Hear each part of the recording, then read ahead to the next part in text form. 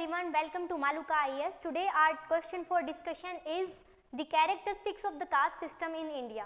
So we are basically doing the Indian anthropology and उसमें हम जो है हमारा Indian anthropology में हमने unit 2 से start किया था. Today we are on the unit 3.2. So इस unit में basically हमें discuss करना है कि caste system क्या है and इसकी characteristics क्या है. So हमारा जो basic फोकस होने वाला है that's going to be over the introduction. So introduction में हम जो फर्स्ट लाइन मेंशन करेंगे that is that it is very difficult and complex to define the caste system. कि कास्ट को डिफाइन करना इज वेरी मच डिफिकल्ट. इससे पहले के क्वेश्चन में भी हम डिस्कस करके आ चुके हैं कि रेशियल ओरिजिनेशन बोला जाता है, जिसके ऊपर बहुत सारे सपोर्टर्स भी रहे एंड बहुत सारे उसके क्रिटिसाइजर भी रहे हैं. इस क्वेश्चन में हम फोकस करने वाले हैं कि कास्ट सिस्टम की क्या आप कैरेक्टरिस्टिक्स बोल सकते हो कि क्या किस तरीके से कास्ट सिस्टम बढ़ रहा है.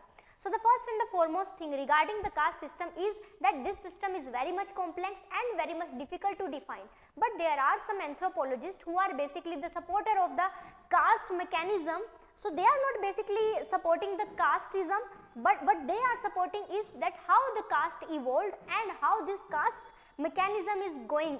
So उसके बेसिक जो है वो सपोर्टर हैं. उनमें से जो उनके सपोर्टर बोले जाते हैं दैट इज द G.S. गुरिया. सो G.S. गुरिया जो हैं ये एक इंडोलॉजिस्ट एंथ्रोपोलॉजिस्ट रहे हैं. इन्होंने डिफाइन किया था अपनी एक बुक के caste and race in India.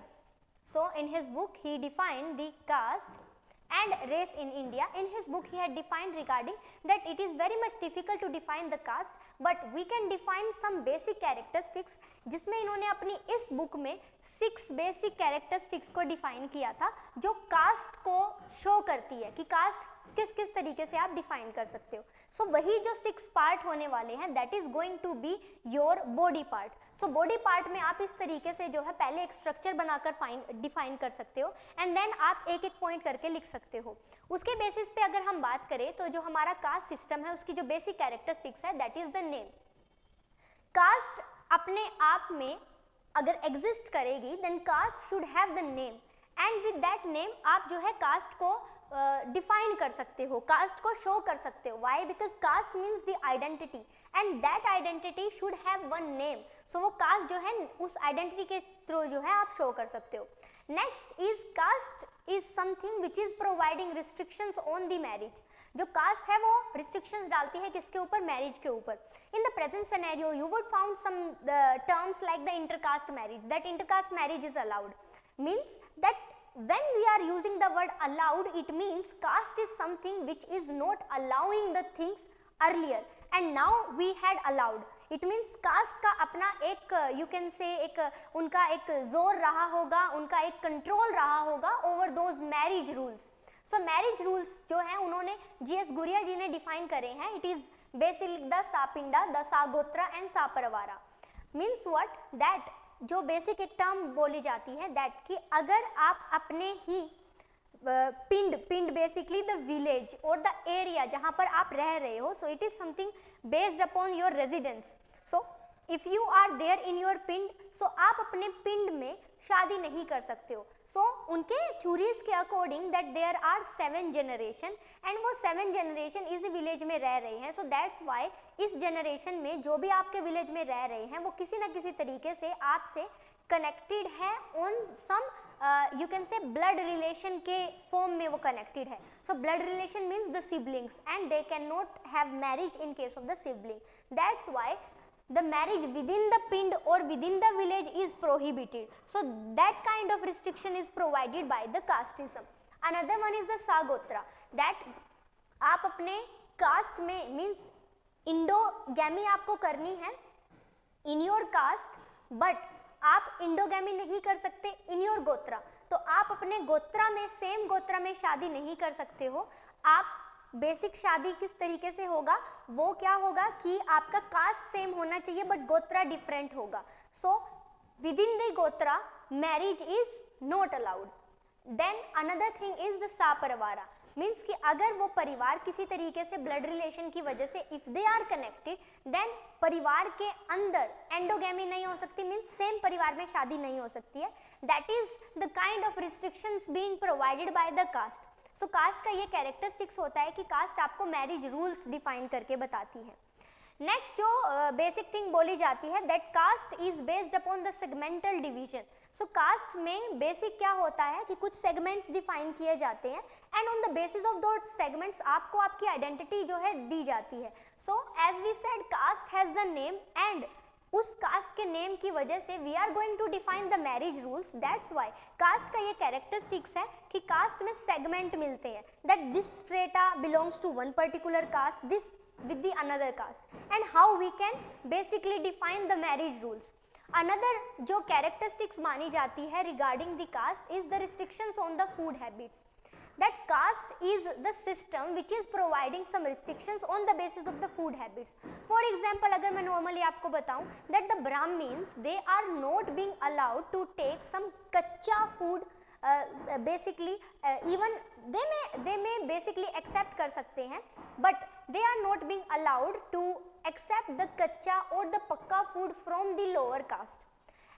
In case of the पक्का food तो complete restrictions होते हैं that from the lower caste you cannot accept any kind of पक्का food.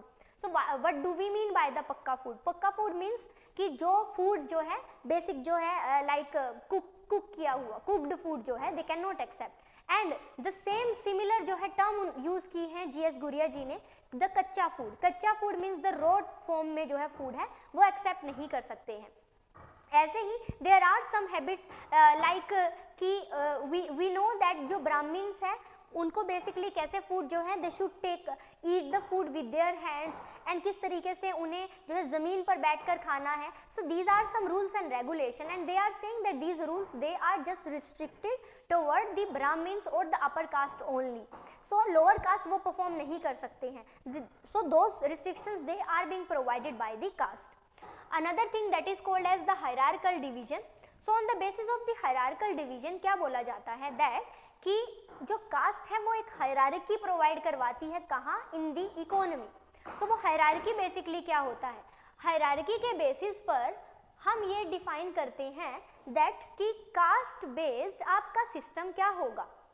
अब आप सबको पता है that even the reservation system it is based upon that hierarchy division only.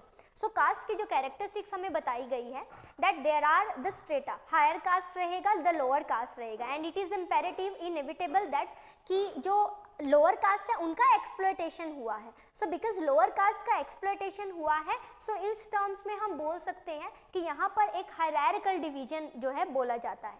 And ये हायरार्कल डिवीजन कौन डिफाइन करता है, ये डिफाइन करता है कास्ट. सो इस तरीके से हम जो है कास्ट की जो कैरेक्टरिस्टिक्स हैं उनको जो है डिफाइन करेंगे. यू कैन सी आप जो है इंट्रो में डिफाइन कर दोगे उसको, इंट्रो में डिफाइन करने के बाद आप उसकी कैरेक्टरिस्टिक्स लिखोगे, देन जो मैंने आपको डायग्राम के फॉर्म में बना के दिया है उसी को आप जो है यहाँ पर लिख दोगे. अब नॉर्मल या we basically means this. So the caste is ascription.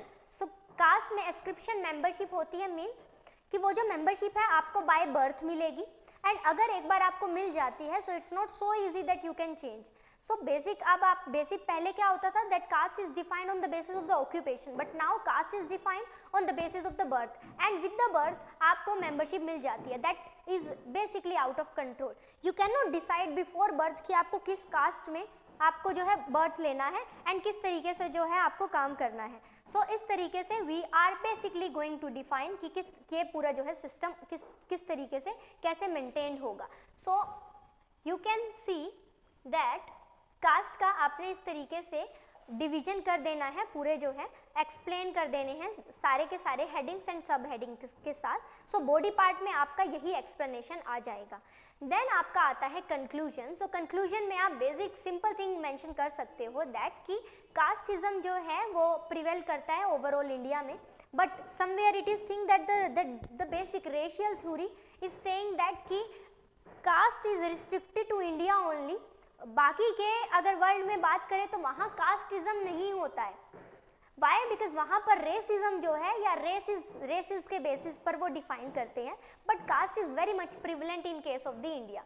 And India के केस में भी मैं बोलूँ that the earlier I had mentioned one statement that caste के बेस पर ये बोला जाता है that now intercaste marriage is allowed. So in the urban areas the thinking of the person that is coming out of the caste, but in the villages where the around 65% of the population is residing, is staying, so वहाँ हम बोल सकते हैं that caste is very much prevalent, and all the rules like the restrictions on the marriage, on the food habits, they are the basic characteristics or the feature, and they are providing us the evidence that still caste system is prevalent. So on the basis of that, इस note पे आप जो है इस answer को conclude कर दोगे. So like that आपको ये मॉडल आंसर जो है हमारे जो ऑफिशियल टेलीग्राम चैनल है जिसका लिंक दिया हुआ है आपको, सो वहाँ से आप जो है इसको डाउनलोड भी कर सकते हो और कंप्लीट जो है आंसर आपके पास पहुँच जाएगा. So thank you so much for today. Next video में हम नेक्स्ट क्वेश्चन की डिस्कशन के साथ आएंगे. Thank you.